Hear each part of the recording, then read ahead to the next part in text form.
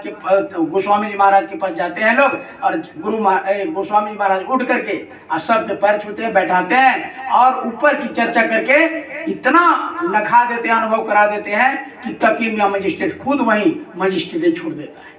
और वहीं गोस्वामी जी के सामने कुटी बनाया और कुटी बना करके वहां रहने लगे।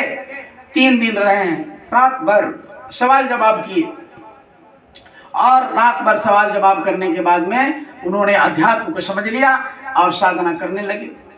तब उन्होंने कहा कि मोहम्मद आप ही हो, आप ही मोहम्मद बन के आए हो। और तब गोस्वामी जी महाराज कहे कि अब जाइए मजिस्ट्रेट ही करिए।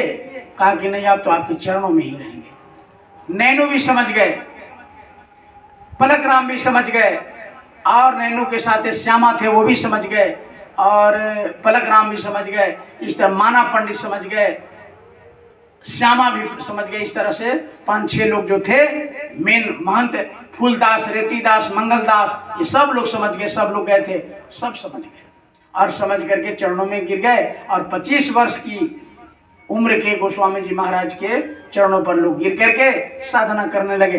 तब करिया आई, सहनी आई, पूरे काशी में शोर हुआ। देखो, किसी चीज का अगर विरोध होता है तो विरोध से घबराना नहीं चाहिए, वो और प्रचार करने का काम करता है। गोस्वामी जी महाराज को कोई नहीं जानता था, लेकिन जब काशी के विद्वानों ने जब उनसे झगड़ा किया, सब जगह फैल गया, अरे कौन आया है, देखो ऐसे हो रहा है। रोज शाम को यही बात कही होने लगा, इधर उधर इधर उधर। अब सब लोग, तुरंत प्रचार हो गया उनका, सब लोग वहां पूछ। तो विरोध हो तो समझिए कि प्रचार हो रहा है, घबराना नहीं चाहिए और जल्दी काम होगा। तो प्रेमियों, ये भक्तों का इसी तरह इतिहास बना, इतिहास रहा है, हमेशा संत के साथ ऐसा ही होते आया।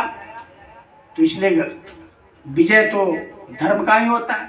महात्मा और फिर उनके चले जाने के बाद लोग उनका पूजा करना शुरू कर दिया। अब गोस्वामी जी महाराज को देखिए कितना आदर मिलता है। किताब तो रामायण जब बनाए थे 1818 में उन्होंने रामायण बनाया। संवत 1616 होई, कार्तिकी बदी पंचमी होई, पलक राम आए एक संती, रहे काशी में नानक पंथी, गोष्ठी भावे हमसे कीना, खुशी भये मार्ग को लीना। संवत 16